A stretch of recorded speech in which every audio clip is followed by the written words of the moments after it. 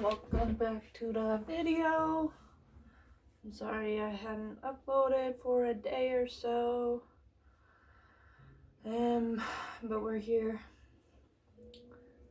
So we're gonna continue from last time we read the Ten of Wands. We'll be going on to the Queen of Swords this time. And we'll do it from this book because it seems like it's got everything that we need to know.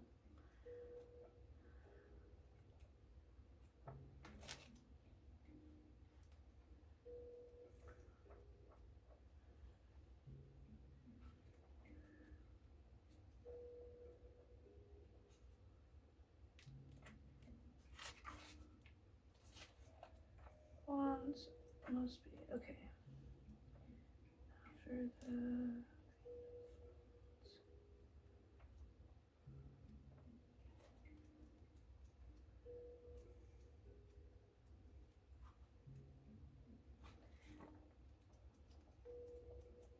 Swords, finally found it. Okay.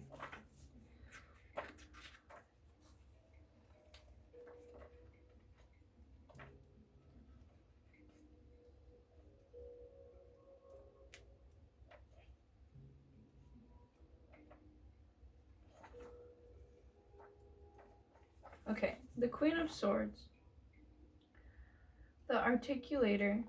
The witty Queen of Swords knows the pen is mightier than the sword. Her butterflies are symbols of transformation and the spiritual world. On her Migmori path, monarchs use the Earth's jet stream to cross continents. Your thoughts and your words move quickly. Words craft a wicked magic. They inform how you feel while affecting the feelings, opinions, and emotions of others. She is mature, feminine energy, a person whose brain power to gather the best of any situation. Her broad experiences seek truth. She is you when you've said exactly what was on your mind with no reservations. She can cut to the heart of the matter without seeming curt. Her sense of humor is witty and direct. She is found on mountain peaks, on windy beaches, and in dramatic landscapes where the earth meets sky.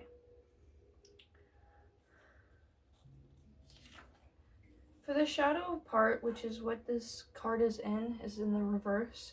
It says, critical. Makes fun of others. Nothing is ever good enough because you don't feel good enough. Harsh critiques keep others at distance and shut down possibilities. Which all is tied into our reading overall, which is about how we view ourselves and how that affects other people.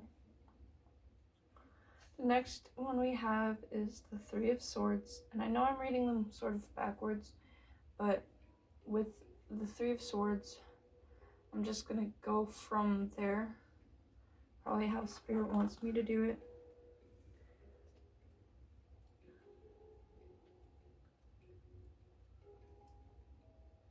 So the Three of Swords, a spiderweb holds a human's heart. The web is spun within the roots of the massive underturned tree. 3 different swords pierce the heart with a razor-sharp precision. A furry tarantula sits to the side, observing the heart. Will the heart be devoured? You have been observed the nature of your own heart? Have you ever observed the nature of your own heart? The 3 swords, emblematic of the mind, reflect logical, creative ideas in conflict with the sensitivity of the heart. A heart is softened and spongy, red and veiny. The veins branch off like spiny tree roots. It is the true nature of love growing, sprouting, and evolving. This card is the wound that lets in the light. Extreme beauty is as painful as extreme loss. Agony and ecstasy open us wider than we thought possible. The deeper the feeling, the richer the experience.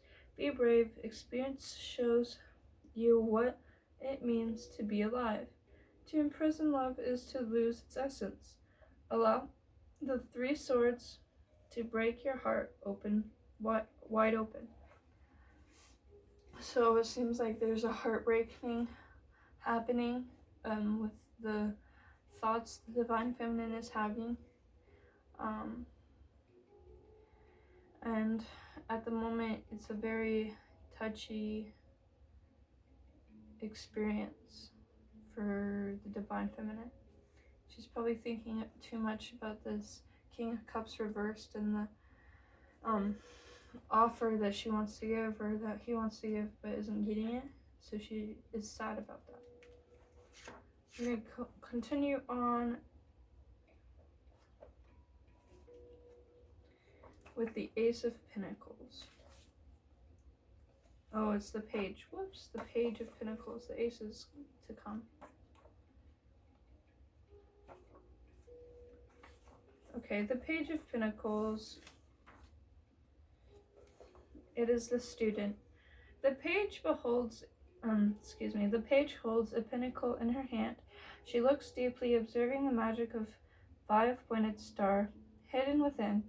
Her dress is crafted from the bark of the trees, linking the page to the energy of growth and manifestation in the material world, along with the ancient wisdom of the wood. The Page of Pentacles is the perpetual student who absorbs information like a sponge. She integrates information, takes what she learns, and creates new worlds for herself. She is handy and crafty. Pentacles relate to physical cells of the body, and the page is completely at home in herself. She is the perfected state of being without judgment. She has faith in others and faith in herself. She is sensual and tactical in her approach to the world. The meaning behind the Page of the Pentacles is: use what you have and place it into action. Trust what you see before you. It does not deceive. You have what you need at your fingertips. It is time to use it. The solution is at hand. More is on the way. Okay. And then we have Justice in the reverse position.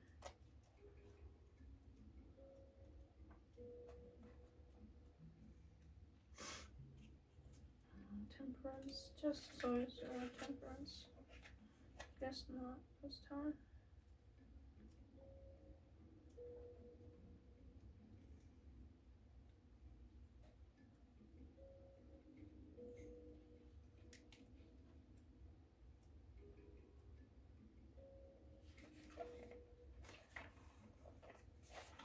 Wheel and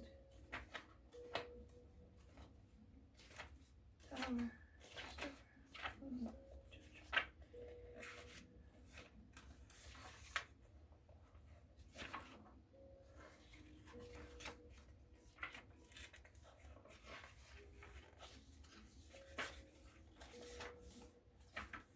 Okay.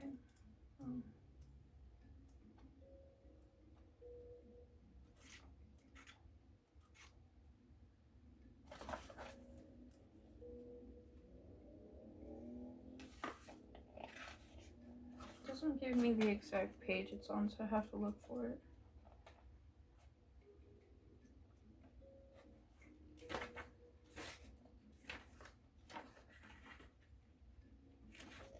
Emperor, Hierophant,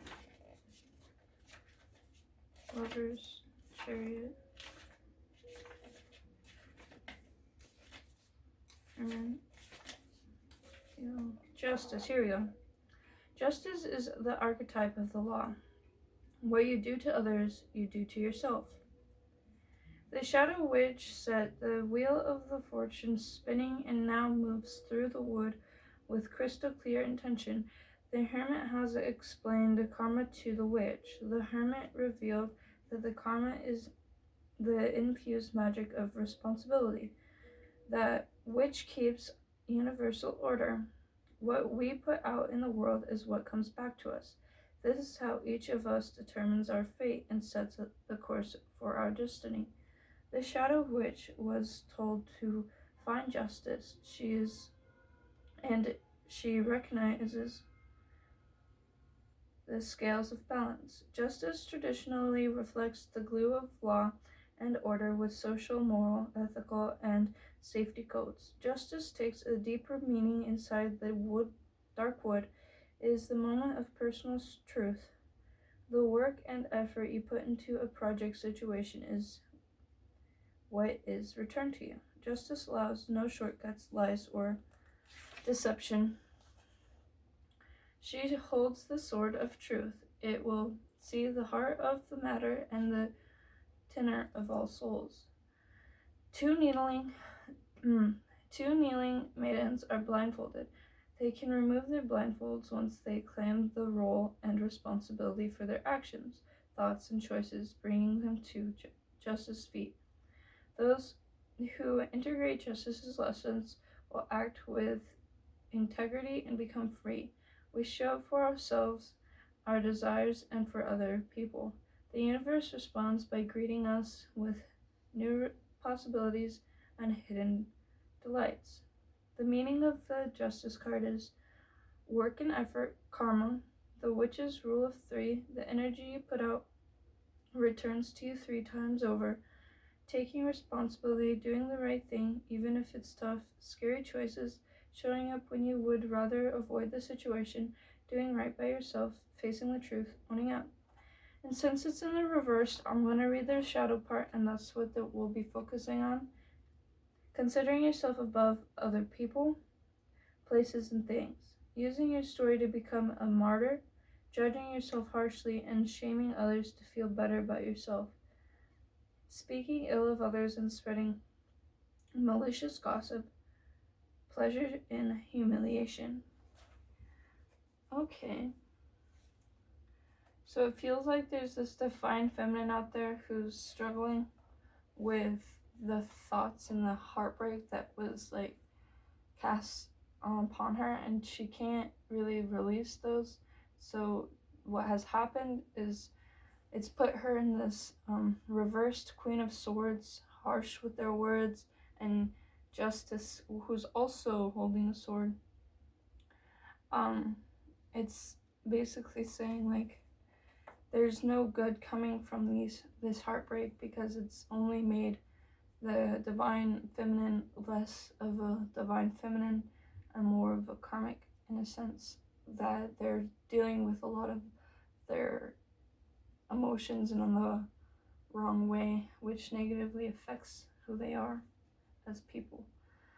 And it's not going to turn out well. It's hurting others in a sense that others, well, one, they don't want to be around this divine feminine, and then 2, this divine feminine has taken words and thoughts and not necessarily put them into action, but just had taken them and manipulated them into being horrible but satisfying enough for her to accept some of the harshness of what she's either been doing or been through. So she accepts this harsh behavior as if that's who she is. And the cards are trying to say that's not who she is, but that's the energy she's in, and it's disheartening. So we're going to go to the High Priestess now.